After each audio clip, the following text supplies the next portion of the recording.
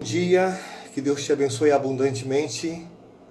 Hoje nós vamos tratar de um tema, transformando o seu espaço. E como texto base da nossa meditação, eu quero colocar o que está escrito lá em Juízes, capítulo 6, dos versículos 11 a 16. Então o anjo do Senhor veio e se assentou debaixo do carvalho que está em Ofra, que pertencia a Joás, a Biesrita. E Gideão, seu filho, estava malhando trigo no lagar. Tudo isso para salvá-lo das mãos dos medianitas. Então o Senhor lhe apareceu e lhe disse: O Senhor é contigo, homem valoroso. Mas Gideão respondeu: Senhor, se o Senhor é conosco, por que tudo isso nos sobreveio? O que é feito de todas as tuas maravilhas que os nossos pais nos contaram, dizendo: Não nos fez o Senhor subir do Egito? Porém agora, o Senhor nos desamparou e nos entregou nas mãos dos midianitas. Então o Senhor olhou para ele e depois disse: Vai nesta tua força e livrarás a Israel das mãos dos midianitas. Porventura não te enviei eu? E ele disse: Ai, meu Senhor, como eu vou livrar Israel das mãos dos midianitas? Eis que a minha família é a mais pobre em Manassés e eu, o menor na casa do meu pai. Então o Senhor lhe respondeu: Porventura eu não estou contigo? Eu estou contigo e você vai ferir os medianitas como se fosse um só homem.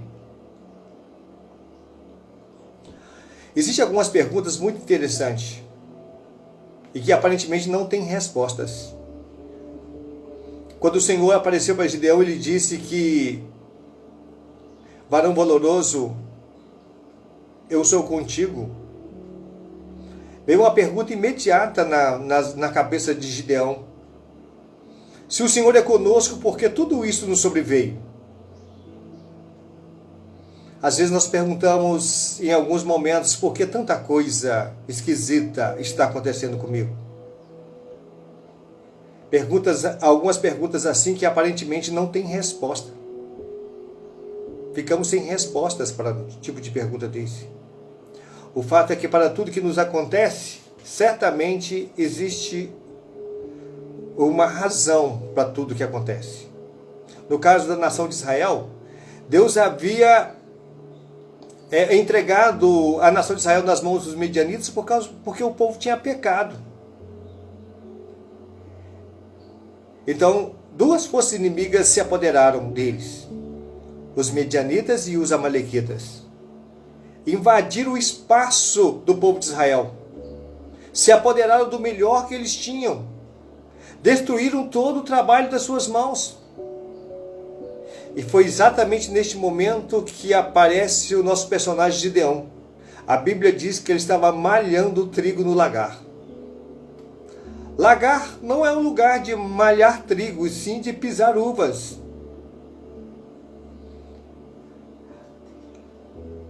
E é difícil às vezes imaginar. Algumas pessoas dizem que ele estava no lugar errado, mas ele estava buscando uma alternativa. E o Senhor ama as pessoas que buscam alternativas em quaisquer que forem as circunstâncias.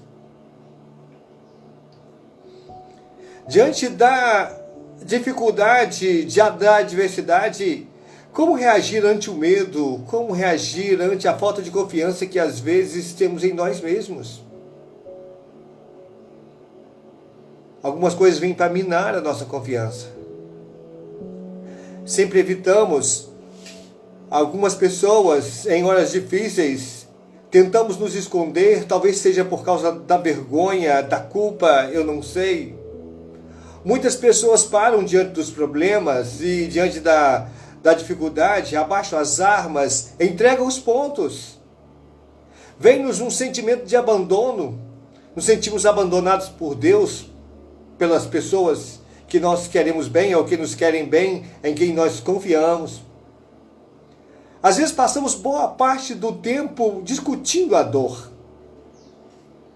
Porque é inadmissível para nossa mente entender que Deus é por nós quando tudo aponta para o contrário.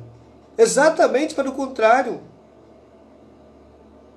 E quando Deus apareceu a Gideão e disse para ele que o Senhor é contigo, valoroso, e ele respondeu: olha, Senhor, como o Senhor é conosco? Por que está nos acontecendo tudo isso? Talvez você pode estar fazendo essa pergunta agora. A Bíblia diz que Deus olhou para ele.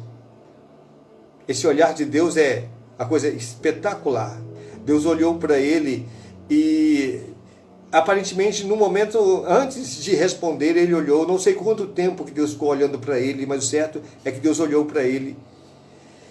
E esse tempo de olhar de Deus, o silêncio de Deus nos incomoda, mas o silêncio de Deus também nos fazendo com que a gente possa nos posicionar, nos tirando de uma situação de incômodo, nos desafiando. Não adianta ficar debruçado sobre o que é ruim. Não adianta. Por que debruçar sobre a perda? Por que debruçar sobre a culpa? Por quê? Adianta alguma coisa? A melhor resposta de Deus para a sua vida e para a minha vida é a minha vitória sobre tudo aquilo que me abate e que me oprime. A melhor resposta de Deus para a minha vida é você descobrir o propósito, o seu projeto para a nossa vida. Depois que Deus olhou para ele, ele disse o seguinte: vai na tua força, vai nesta tua força e livra. O Senhor não falou para Gideão que ele era forte, mas ele desafiou Gideão a usar a força que ele tinha. Aparentemente era impossível? Sim. Mas quando Deus está do nosso lado, com muita ou pouca força, nós devemos aceitar o desafio de Deus e nos posicionar. Você não pode gastar o seu tempo todo com derrotas, gastar o tempo com coisas que não valem nada. Por que sustentar o ressentimento, a mágoa? Por que gastar a sua energia escondendo um pecado? Por que insistir em não perdoar quando Deus já pediu para você perdoar? Por que não aceitar o perdão de Deus quando Ele te oferece o perdão? Deus veio mostrar a Gideão que ele tinha chance. Deus veio naquele momento mostrar a Gideão que ele estava dando a ele uma nova oportunidade. E com você e comigo não é diferente. Gideão falou com Deus: Senhor, eu sou o menor e o mais pobre na minha casa. Você pode até se sentir o menor e o mais pobre. Você pode estar se sentindo assim, incapaz, o pior, eu não sei. As pessoas podem ter te dito isso, podem pensar isso de você. Até mesmo os seus inimigos podem pensar isso de você, mas deixa eu te contar uma coisa. O que importa mesmo é o que Deus pensa de você. Deus veio a Gideão para mudar o conceito dele a respeito da situação e da própria vida. Para Deus não importa a sua classe social. Se você é homem ou mulher, qual é a sua idade? O que ele deseja que você se sinta amado, que você se sinta valorizado. Ele quer perdoar você, ele quer te usar para transformar o seu espaço, quer te usar como um agente de mudança. Ei, levanta-te, transforme o seu espaço e que Deus te abençoe. Senhor, eu oro para que essas verdades possam entrar na nossa vida, mudando aqui dentro, e que nós, mudados pela Tua palavra, possamos mudar o nosso espaço em nossa volta. Em nome de Jesus, amém. Que o Senhor te abençoe abundantemente, em nome de Jesus. Até amanhã.